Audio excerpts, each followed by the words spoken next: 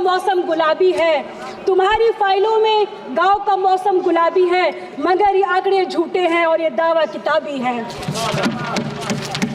2018 में लाए गए इलेक्टोरल बॉन्ड ने राजनीतिक फंडिंग में पारदर्शिता को खत्म किया, जिसे सुप्रीम कोर्ट ने असंवैधानिक बताया। मैं कहना चाहूंगी, सत्ता में बैठे लोगों ने ये कैसा हिंदुस्तान कर दिया, सत्ता में बैठे लोगों ने कैसा हिंदुस्तान कर दिया, बेजान इमारतों को हिंदू मुसलमान कर दिया। 2014 से पहले तक जितने भी चुनाव हुए उन पर कभी उंगली नहीं उठी है, परंतु पिछले कुछ वर्ष में जिस प्रकार ईवीएम पर उंगली उठी है, मत के साथ हेरफेर की बात समझ में आज सामने आई है। इसों में गांव का मौसम गुलाबी है, तुम्हारी फाइलों में गांव का मौसम गुलाबी है, मगर ये आंकड़े झूठे हैं और ये दावा किताबी है। 2018 में लाए गए इलेक्टोरल बॉन्ड ने राजनीतिक फंडिंग में पारदर्शिता को खत्म किया, जिसे सुप्रीम कोर्ट ने असंवैधानिक बताया। कंट्रोवर्शियल कृषि कानून ने किसानों का विश्वास तोड़ा, उन्हें रद्द किया गया, लेकिन किसानों की समस्या आज भी अनसुलझी है।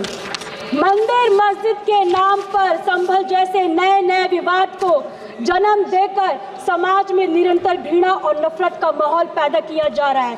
मगर मैं कहना चाहूंगी, सत्ता में बैठे लोगों ने ये कैसा हिंदुस्तान कर दिया, सत्ता में बैठे लोगों ने कैसा हिंदुस्तान कर दिया, बेजान इमारतों को हिंदू मुसलमान कर दिया। स्वतंत्र संस्थानों और मीडिया को दुरुपयोग किया जा रहा है। दलित की बेटी का अपहरण होना, उनका रेप कर दिया जाना, उनके शव को पुलिस द्वारा रात को पेट्रोल डालकर जला दिया जाना, उनके घरों में आग लगा दिया जाता, सभी घटनाएं 70 वर्ष के बाद भी हो रहा है।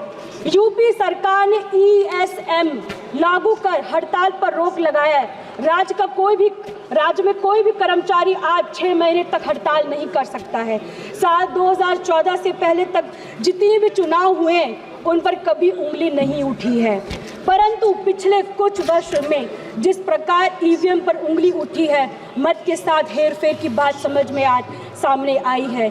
इससे निश्चय मतदाताओं के मन में भ्रम पैदा हुआ है। मैं आप सभी से आग्रह करती हूँ कि पिछले 10 वर्ष में ध्यान दें, यह ऐसा दशक रहा जिसमें हमारे संविधान जो हमें एक राष्ट्र के रूप में जोड़ता है को कमज़ोरी करने की कोशिश की जा रही है। हर दिन हमें ऐसे काम और नीतियों देखने को मिलता है जहां अधिकारों और स्वतंत्रता को छीनने का प्रयास कर रहे हैं। हमें याद रखना चाहिए कि हमारे प्रियम्बल ये हमारे सामूहिक सपनों और मूल्य का प्रतीक है।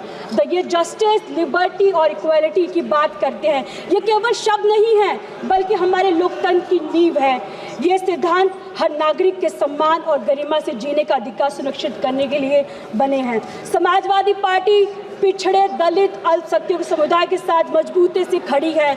उनके अधिकारों को उत्थान करने का प्रतिबंध है और हम सुनिश्चित करते हैं कि उनकी आवाज़ हर राजनीतिक चर्चा में सुनी जाए। जाति जनगणना को हम सामाजिक और आर्थिक असमानताओं को दूर करने और समान अवसर प्रदान करने के लिए आवश्यकता मानते हैं।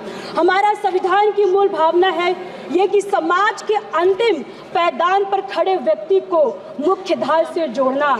हमारी पार्टी और हमारे नेता पीढ़ी के माध्यम से संविधान की उसकी मूल भावना को साकार कर रहे हैं। भारत का संविधान हमें देता है संदेश, भारत का संविधान हमें देता है संदेश, हम सब बाद में सबसे पहले हमारा देश। जय भीम, जय समाजवाद।